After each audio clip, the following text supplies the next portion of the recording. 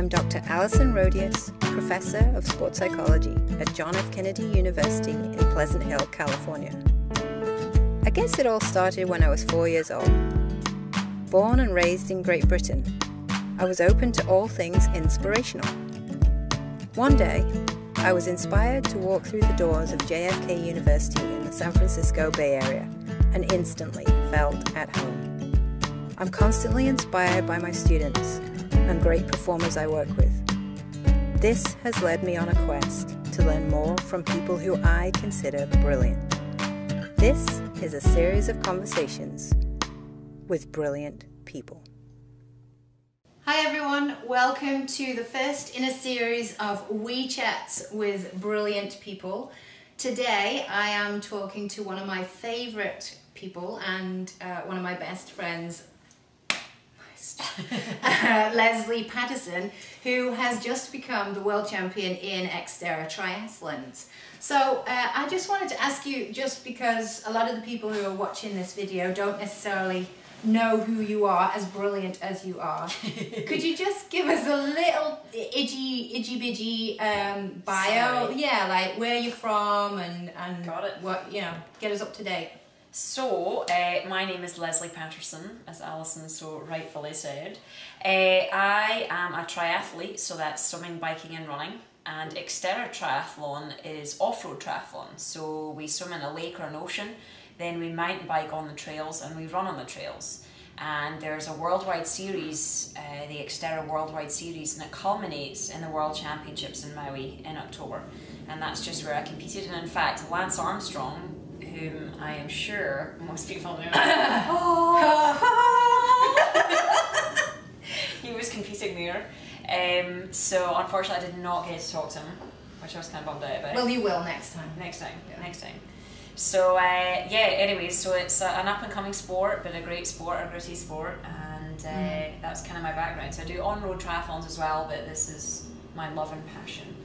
So I just wanted to ask you a few questions in terms of your mental preparation, but I asked a few of my colleagues, I'm staying with my friend, she's awesome and she's one of the best athletes in the world, and I said if you could ask her any questions, what would they be? And a few of them were just asking like why questions. Why, you know, what's your motivation behind being an athlete? You know, you're a professional athlete in addition to all the other things that you do as well. You do coaching and you're a film producer and you're a lovely wife. Well, so your husband tells me. But why triathlons? Yeah. I think that, you know, the reasons why people get into sport in the first place are many.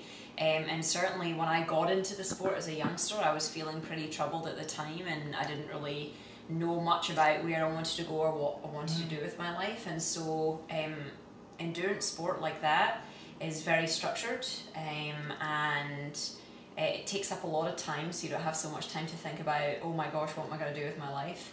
But then all of a sudden I was good at it. So I was good at the thing that was kind of helping me overcome my troubled teenage years, shall we say. And that was certainly the first time I went through the sport, but I retired and had about 4 or 5 years off and came back to the sport the second time. And for me, the reason I came back to it was I enjoyed pushing my mind and body to those limits and to discover things about myself. Because I think when you're pushing to the limit like that, you're in a very vulnerable state, mentally and physically, that you see a window into your soul, so to speak.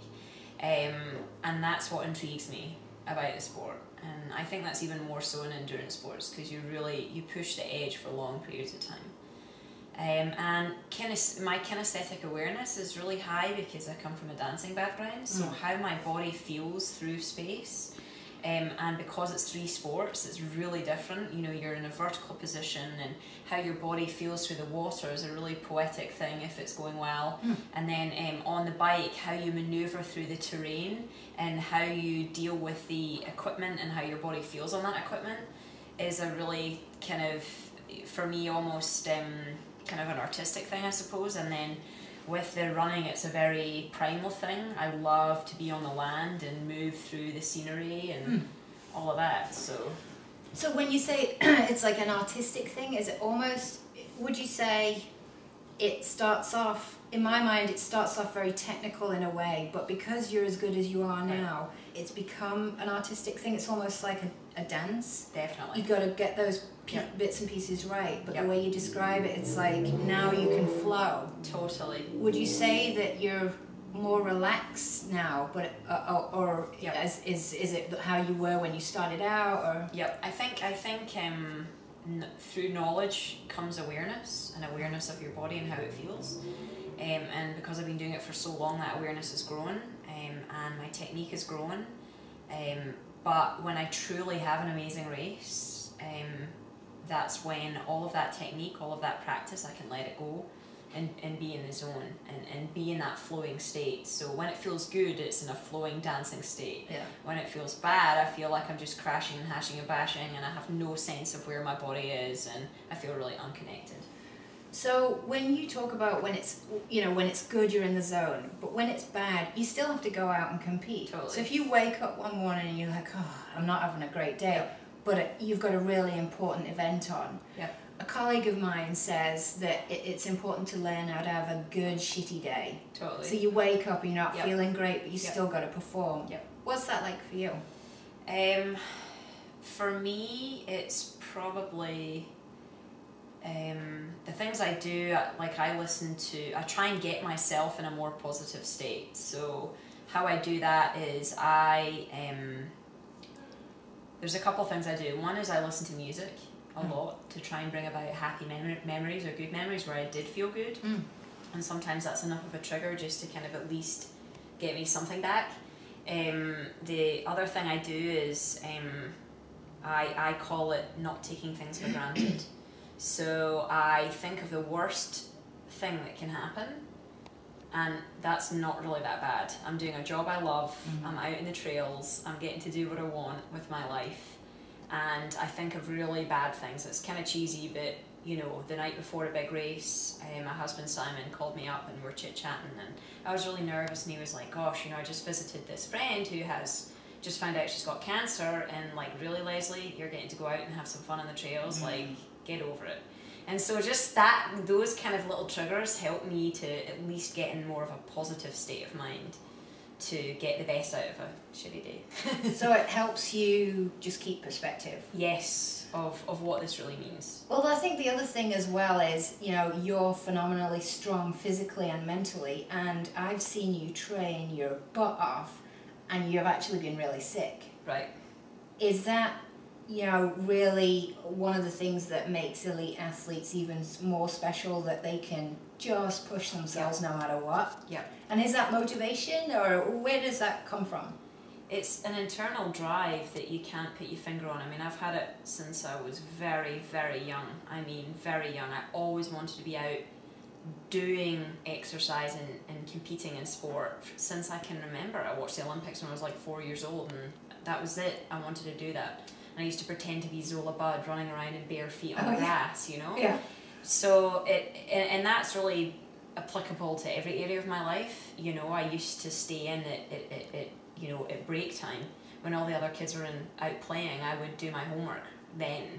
I was a total overachiever. So I think a lot of elite athletes have that type of internal drive that you can't put a finger on. It's just there. But it can also come back to bite you in the ass, and that's where overtraining and learning to switch off and all those kind of things are tough for personalities like me. So how have you learned to do that? How have you, would you say that you're more balanced now than you were like 10 years ago, maybe? Ooh. Or not? Well, maybe we should ask your husband. Yeah. I think I don't get so irate. I think I'm able to put things a bit more in perspective. I don't know if balance is the right word. Yeah. That's good if it's not. Yeah. That's good if it's not. Say no. I don't think I'm that balanced really. And I think the main thing is I don't mind that. I used to be told that was a really bad thing, but I really believe that if you have to excel in anything, as in be the top or be the best or be an entrepreneur and really make an amazing business, you have to have that side of you that isn't balanced. Yeah. I like that you said no, actually. Good. I like because then you're not going, oh yeah, absolutely. Yeah, you're not totally. just giving me all the answers that you think that you should be. So that makes it much more real. One last question in this little segment is about right now in class. This is for all my class students.